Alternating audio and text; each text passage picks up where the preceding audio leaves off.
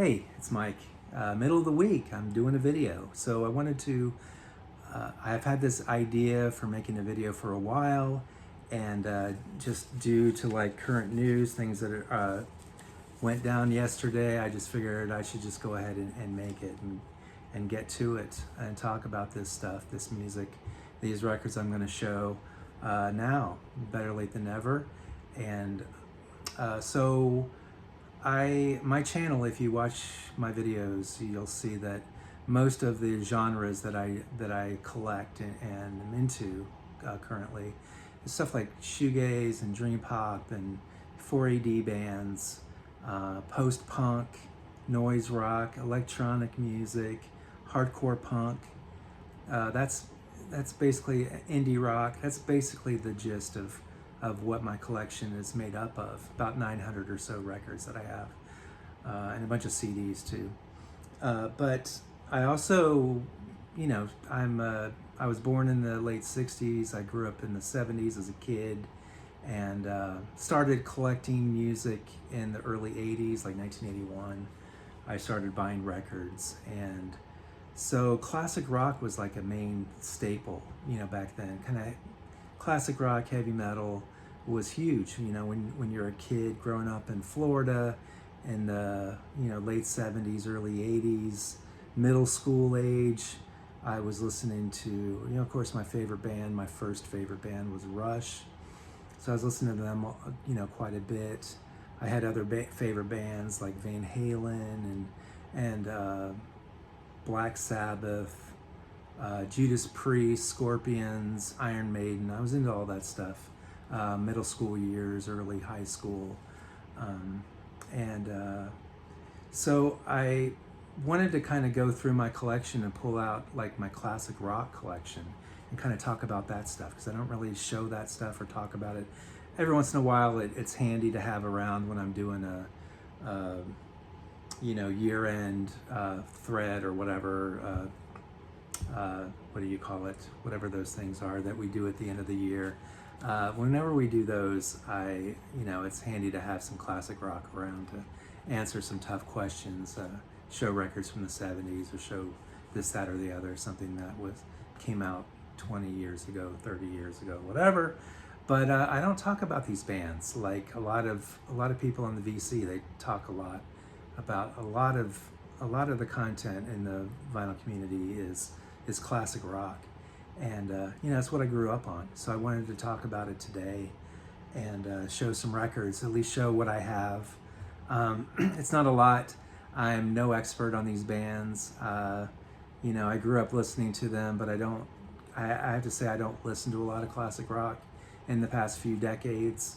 Every once in a while I will, but not a whole lot, and I certainly don't show that on my channel that much.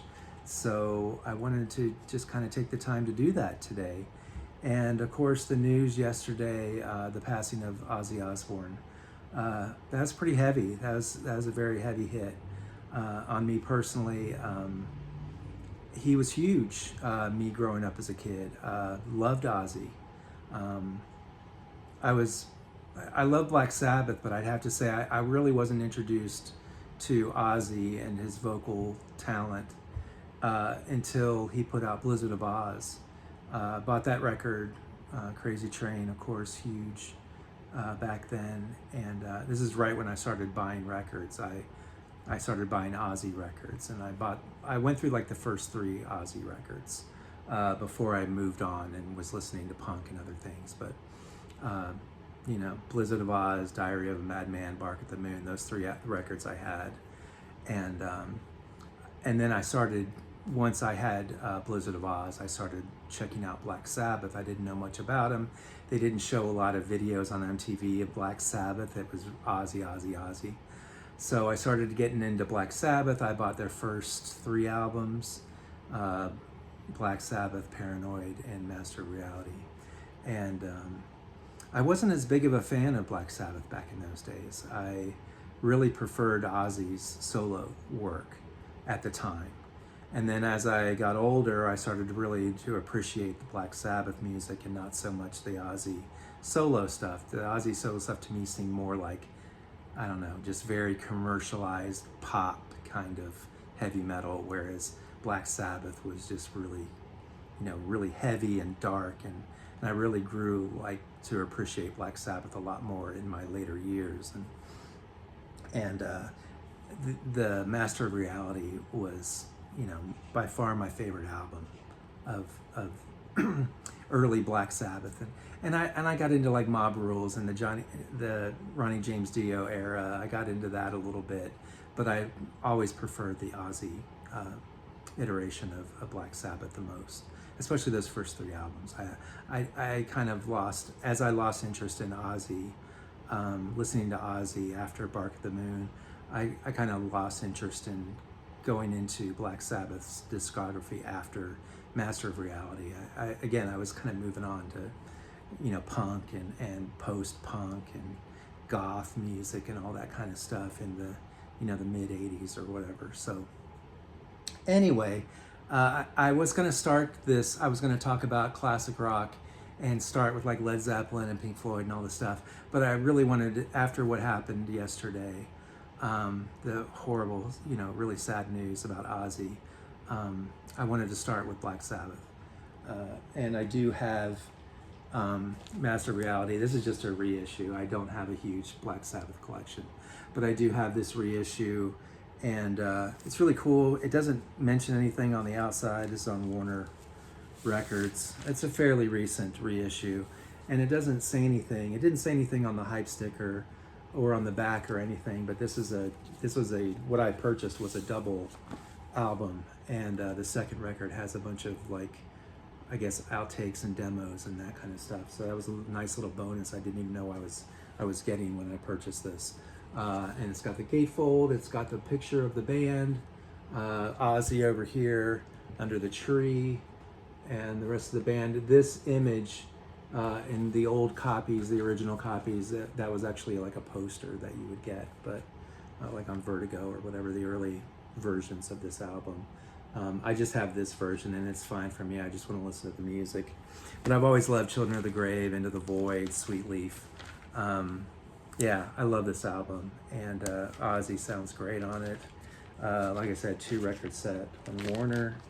I don't have any Ozzy records anymore. I sold my Blizzard of Oz and Diary of a Madman and Bark at the Moon. I sold those records many, many, many years ago, and I've never bought them back. I was listening to him on Spotify though this morning, driving around, dropping off my kids, dropping off my son to school, and I listened to the Diary of a Madman album, and there was really actually some really redeeming songs in there, some really good quality songs in there that I enjoyed that I literally haven't listened to in decades. And I was lucky enough to go see Ozzy and Black Sabbath perform 2016. They were doing the End tour, supposedly the very last tour that they were ever going to do as a band, and they came through Phoenix, and I went out and saw them. It was an outdoor pavilion called the Cricket Pavilion, I think at the time they called it that, and sat on the grass and just hung out and watched Ozzy and the guys do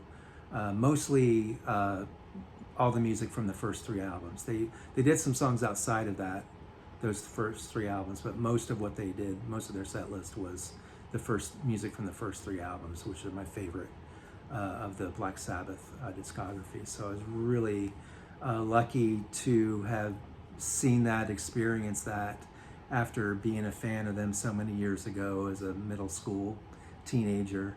And Ozzy's voice, I wasn't expecting much. I was expecting kind of what you hear when you hear older vocalists perform nowadays on these reunion tours. And I was expecting I expected him to struggle a lot, and there was none of that. His voice was absolutely pristine, perfect. He sounded amazing. I was so impressed with Ozzy's voice in that show. And I'm just really happy I got to see him perform. I just think the world of him as just a talented artistic vocalist. That voice is just so just unique, and I don't know, I just think he's awesome, and I'm really sad he passed. I do have another Black Sabbath album, and it's this one, the much maligned Born Again album. I really love the song Zero the Hero off of this, and I thought that that song alone was worth getting this on vinyl. I probably nowadays, if I had thought about it and I didn't have this album, I probably wouldn't buy it. But at the time when I was starting to buy vinyl again a few years back, I was like, oh, I gotta have that. I love that song Zero the Hero, so I bought it. But that's the only other Black Sabbath album that I have. But yeah, just rest in peace, Ozzy. Just really sad you're gone. He's just a legend, Prince of Darkness. Just really awesome vocalist, and sad to see that he's gone. Next, we'll get into more classic rock music. This was the band I was going to start this conversation with, Led Zeppelin. And I start with Led Zeppelin 3. It's my favorite album of theirs. And when I was a little kid, before I started collecting music, before I even really knew what hard rock was or whatever, I was in I think it was a Baskin Robbins ice cream shop when I was just a little kid. I don't think I was even 10 years old at the time. And they were playing a song on the radio, the employees of the ice cream shop. They were playing a song, and I come to find out later on that what they were playing was Immigrant Song. And that song just blew me away. I just thought it was the craziest, just most amazing song. I love that song. And eventually down the road, I figured out who it was, and I listened to the local 98 Rock or whatever in the Tampa Bay area. They had, their rock stations. I think they had a couple of rock stations, but that was one of them. And they would play it, and I'm like, oh, that was Led Zeppelin. Okay, cool. Eventually started buying Led Zeppelin albums, but I always loved Zeppelin 3. And then when I started buying records again, I had to have this. This was the first Zeppelin record I bought when I started buying records again. And this was a special edition, deluxe edition or whatever. It's got 2 records. It's got the spinning wheel with the images on the cover, with the die cut, whatever. And you can spin the wheel. It's got all that. And it's got 2 records, kind of like the Black Sabbath that I just showed. The first record is just the whole album. And then the second record is like outtakes and demos and all kinds of various recordings taken from these sessions, I guess. So Zeppelin 3, I love Led Zeppelin. I remember one of my fondest memories of Led Zeppelin was a senior in high school. I was a senior in high school. We graduated, all my friends, we lived out in a little small town on the coast, on the west coast of Florida, the Gulf Coast. And we all rented a beach house. And this is what seniors did in our town. We would all gather our money together and get our parents to rent us a beach house right on the beach.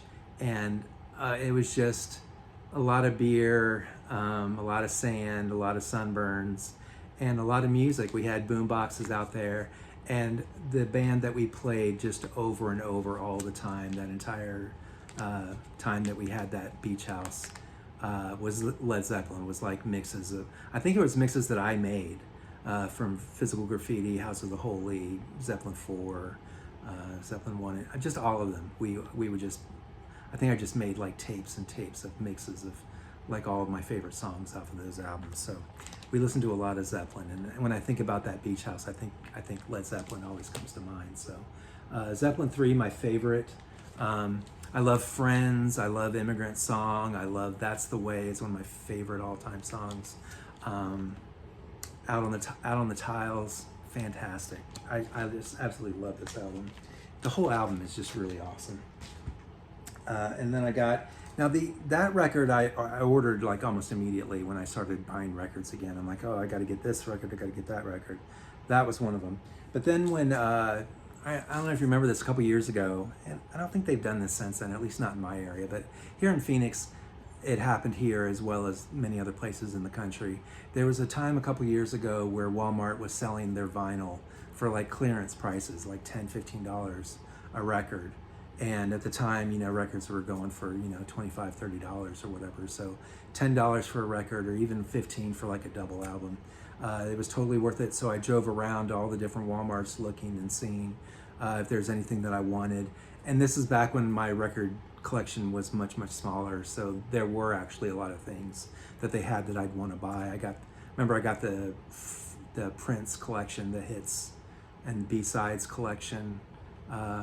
Those had just been reissued, and Walmart was selling those for cheap. So records like that, like just must-haves and cheaper than even going on Amazon. So also from those Walmart sales, I picked up some Zeppelin albums. So of course I got Zeppelin 4. When the Levee Breaks is one of my all-time favorite Zeppelin songs. Going to California, love it. So I got that one. I got Houses of Holy, of course. Rain Song is one of my all-time favorite Zeppelin songs too, and that's on here. Yeah, fantastic album. And then I also picked up a copy of Physical Graffiti.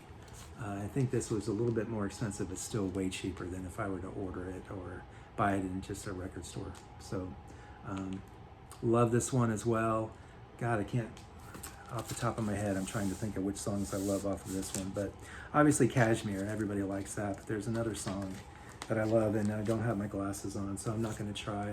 I'll put it in the comments, but there's another song here that I love, and the name just escapes me. But really good album as well. So yeah, Led Zeppelin, classic rock, gotta have it. And then the next one, obviously,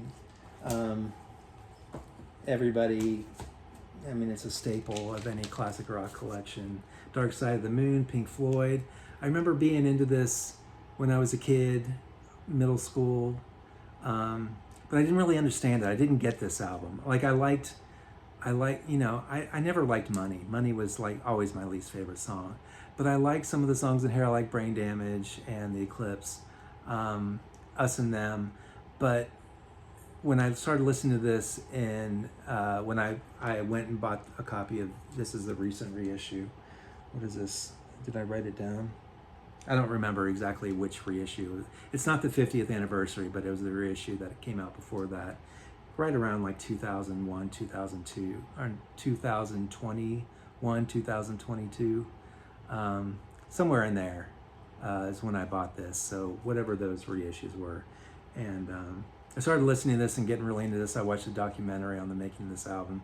I was just really kind of in that frame of mind, and I really grew to just appreciate every single song of this album, especially The Great Gig in the Sky. I never understood that, what the draw was to that song when I was a kid, but now I listen to that song and it chokes me up. It's just such a fantastic song. And of course, Us and Them, still one of my all-time favorites, and I still love Brain Damage and The Eclipse as well.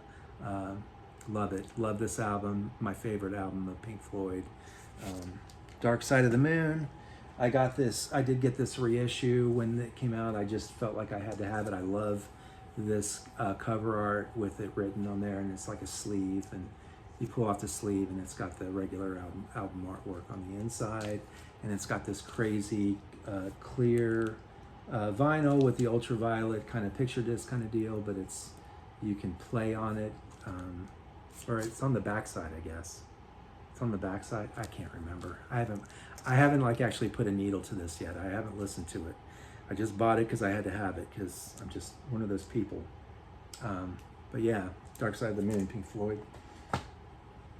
And then I got I guess right around when that came out, they also put out this at Live at Wembley, 1974, I believe, this concert. It's the whole album performed live back in the day. Pink Floyd's Dark Side of the Moon, Live at Wembley. Picked up a copy of that as well. And then, of course, a lot of people don't like this album, but I got The Wall. And this is another album that I played a lot when I was back in high school and middle school and stuff. And it was all cool and everything when the movie was out. And I don't know, there's a lot of songs that are just kind of filler on this album, but there's a lot of songs that are just absolutely brilliant.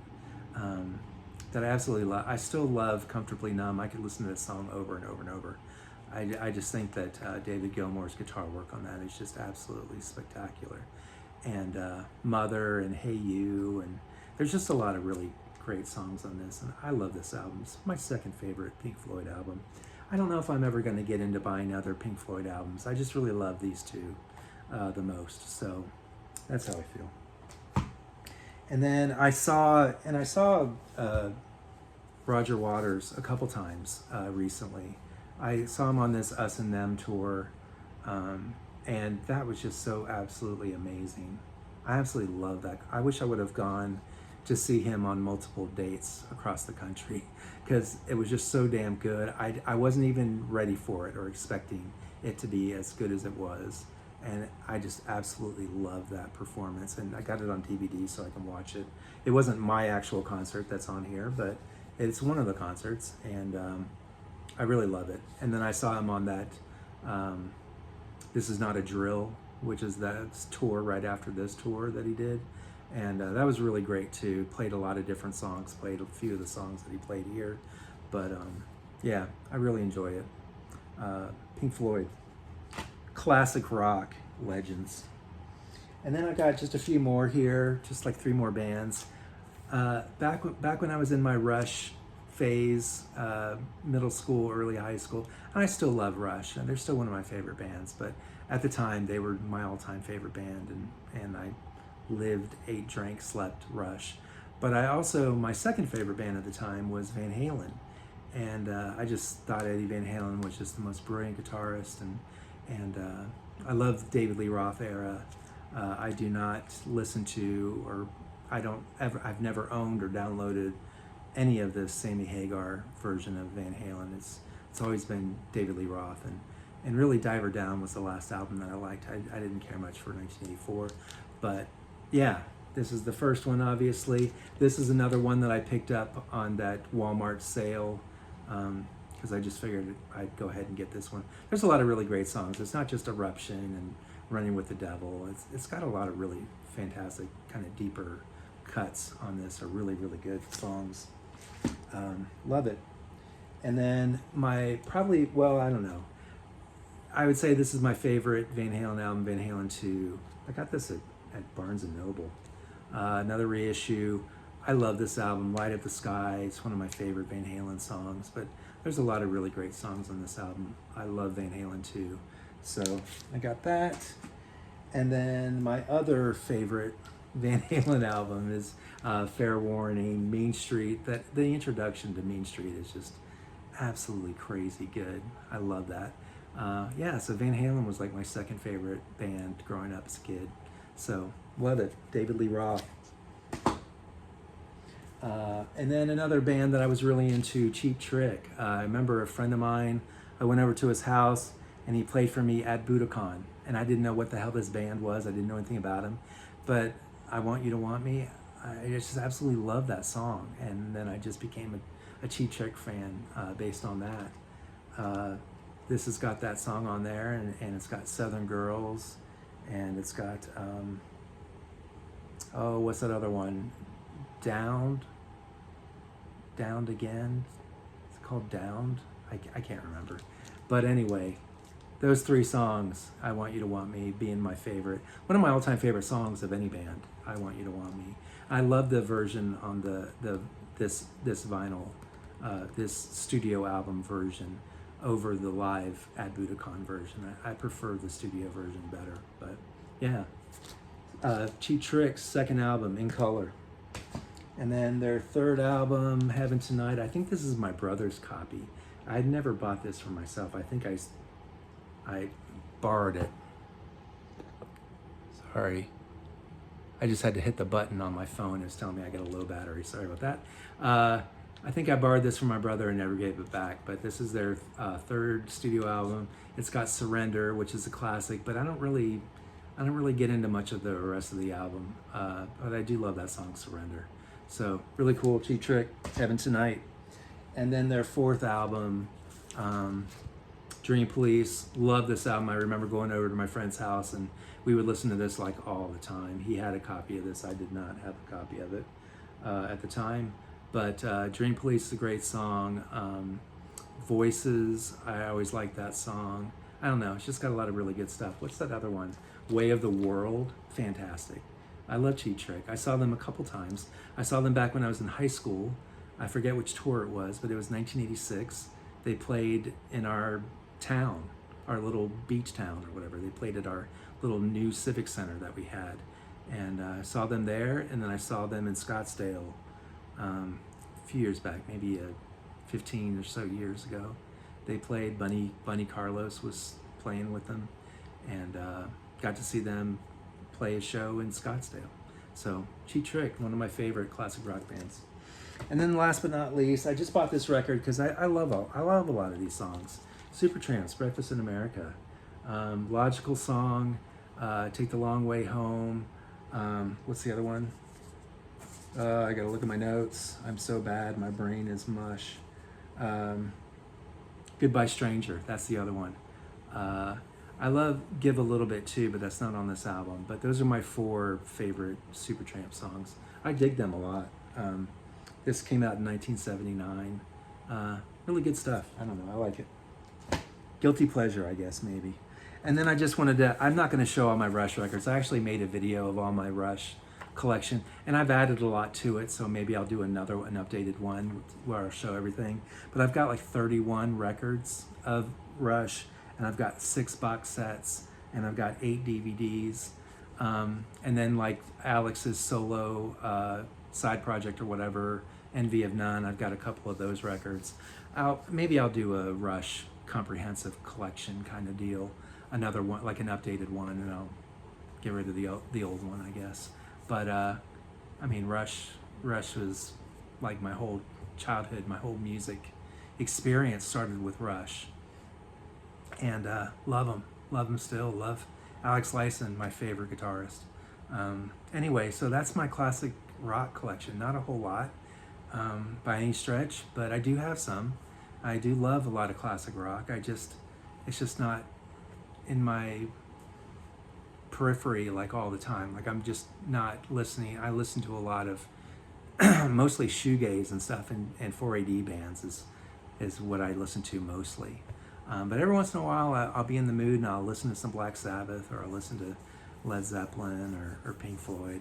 Sometimes I'm just in those moods and kind of nostalgic kind of moods, but for the most part, you know, I'm listening to newer stuff.